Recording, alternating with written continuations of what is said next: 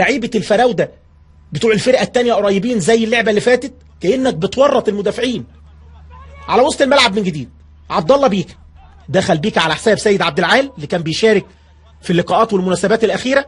خروج للنادي المصري من الكونفدراليه مش ممكن، خطيره، كارثه من عبد الفتاح. جول شيكابالا هو اللي يسجل، وهدف من خطأ لاحمد عبد الفتاح اللي قلت النهارده في البدايه هتبقى مباراه صعبه عليه قدام نادي الزمالك، والراجل تصرف وتهور غير مقبول تماما وانت بتلعب قدام فرقه كبيره يتقدم نادي الزمالك. حسام حسن بيبص الراجل بيقول يعني انا اللي رايح وانا اللي بهاجم وانا اللي ضاغط اول 10 دقايق، انما هو ده حال الكوره.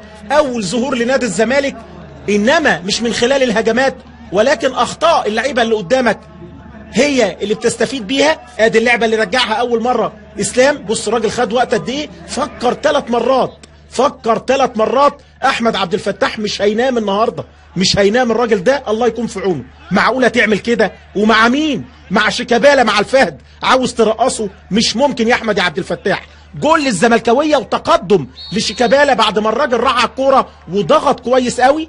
اول مره اهو الكلمه اللي بنتكلم عليها، ازاي ترجع للمدافعين او لحارس المرمى والفراوده قريبين منك، وهو ده اللي عمله اسلام صلاح. وخطأ من الحارس احمد عبد الفتاح يستفيد بيه شيكابالا بعد ما راح على كوره واجتهد فيها ويسجل لفرقته. جون هيفرق معنويا كده.